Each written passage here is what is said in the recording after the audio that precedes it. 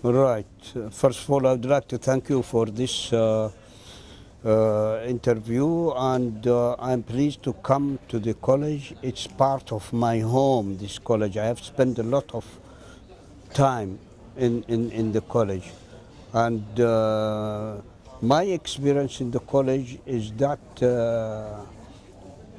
my previous qualifications, the secondary school, and I passed the GCE, the General Certificate of Education of London University, and then I had a national diploma, ordinary level, and I wanted to proceed into further education.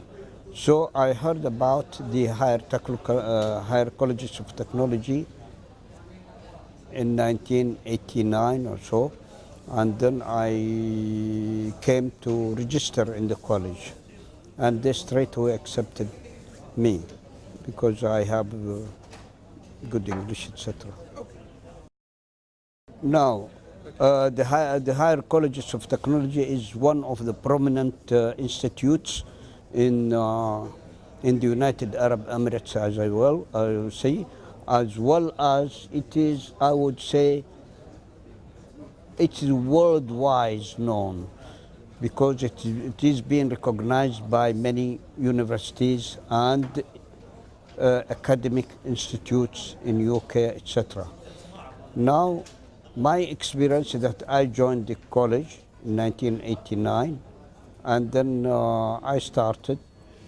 It was at the beginning is not a good experience though, because I was sitting to the younger students of my age in comparison, and they were talking and looking at me as whether I'm a teacher or a student. Then I said I'm both, teacher and student. One of the teachers has introduced me to the to one of the classes of the economies and the class of the accounting, and then I started the job anyway. The most important is that I kept patient because I was working in ADMA OPCO as a senior accountant, and as well I have a family. Secondly, I have the college, and that was a part-time course. I used to come in the afternoon. I finish in the work at say 2 o'clock, 2:30, and then straight away I come to the college. Well, usually for the young ones, it is not my choice to, but I would recommend. And I found so many students here who were graduated in the college, and they are very well accepted in the labor market. More than, maybe I would say more than the University of Al-Ain University. What do you advise the new students? Newcomers, I would advise them of two things. The two is that they keep themselves patient for their studies.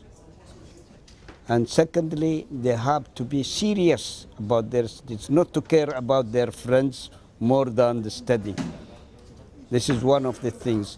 Plus, the blessing of Allah, they should keep their prayers in time. And they go to beautiful mosque here. And even if they learn their reading of Quran, that will help them a lot. In the higher colleges of technology, it is good, and I think it has been developed. It's been developed, including the library, including the classes, including all other items and subjects being introduced into this. We were taking the experience or the lectures of auditing, and I'm at the same time as an auditor in the work itself, and I enjoyed that. Plus, of course, the accounting, and this is a good thing. And I would advise those students who are joining either to take something practical, engineering or accounting, and so on. This is what previous priority, engineering and accounting or auditing, and this they will be accepted. I would advise them, I would advise them to take again, to be patient, to take the highest qualification so that they can work and help the country in development. Well, it is my congratulation is that I congratulate the college and I congratulate His Excellency Nahyan bin Mubarak, the one who burdened the college plus the universities in the United Arab Emirates. And I think he has done a lot in this. And I have had the honor to meet him, and I talked to him, and I wrote a book, and I put his picture with mine in the book, and it was a wonderful production. Well, my name, Sharaf Noureddine Shihab al-Hashemi, and I come originally from Yemen, South Yemen, Aden, and it is one of the prominent cities in the Asian side, in Arabia, in other words, and it was a prominent harbor, and we enjoyed it, and it was more civilized in comparison to any other part used in any other part of the Arabian Peninsula. And during my this, I work in ADMA OBCO for about 30 years as a senior accountant, senior internal auditor, and other things. And I used to take my job as honest, serious, and punctual. Even the company, the ADMA OBCO, is part of ADNOC, used to send me into the offshore, into Das Island, into the rigs, and they used to provide me with a helicopter to go there, and I stay overnight, then I come back. This is one of the things. What I achieved a lot for the company, including that I gave it a prominent name. How, if you ask me how did I give it a prominent name, that I used to process and to do the clients' invoices, which extend to millions of dollars, in time. And once the client comes to get the order, he said, the check in my hand, because he knows that Sharaf will give it in time without any priority. This is one of my experience, and I enjoyed my work in ADMA OBCO, and I joined also, I was one of the good employees in the company. Now I wrote a book in English about my eldest brother, who was a teacher in the Ministry of Education for about 12 years and so on, and he was in charge in the UAE, in charge of the Department of Teachers Training, and he developed into the ministry to provide or to teach people, especially UAE, either side, males and females, and they used to take their experience for 2 years, and then they get graduated, and they filled up in the schools rather than seeking in the market what. This is one. Secondly, I wrote about him, if you ask me why, because he was the man behind the whole family. He's the eldest. My father died while I was 1 year old. I don't know him.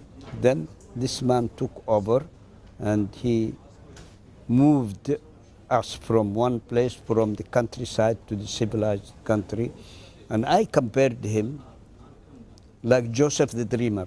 That's why I called the book The Dreamer in Our House. And that's one of the things. This man has encouraged me and his sons. He has got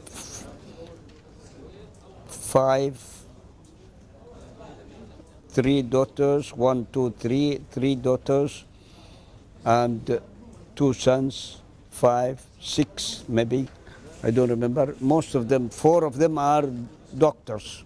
2 of them are PhDs in medicine. And then he was happy. He died happily. Now, apart from talking about brother Sayyid Abdullah Abdul Noureddine Shihab al-Hashemi, I talked about many things which involved the environment where he lived. The environment that includes, of course, the mother, which I presented the book to her spirit, good spirit, and I talked about the effect of the gardens in Lahj. It is called al-Husseini, and that has got an inspiration of the Arabian singing and the South Arabian singing, which has extended to the Gulf area altogether. This is one. And number 2, also about where he studied originally as Quran. And he studied Quran, then he moved to, and then he had a scholarship to Sudan, and he went there in 1944, and he came back in 1946 as a qualified teacher, and he was sort of innovator, unique in his dress, unique in his teaching, unique in his life altogether. And the most important is what I could mention is that brother Abdullah has fulfilled a dream of his own and of his mother, that we moved from one place to the other, from the village into the town, and there where we had our schools were good, and that's the whole. Plus also I wrote about the Qat, which is part of the environment in Yemen, which is drastic tree of the Yemen, which they are now trying to get rid of it. And also I wrote about the United Arab Emirates and the development of it, with the seven Emirates, the capital city Abu Dhabi, and the development and the bridges that lying on the sea to join the city to the north side of them. Dubai also is another which is famous. It has become famous throughout the world, and now it is developed. And I'm proud to be here as a UAE, and I see Burj Khalifa, the highest tower in the world, and they didn't believe it. The world couldn't believe that there will be something like this in the United Arab Emirates, the small. It is what I shall call it. It's like Switzerland of Arabia.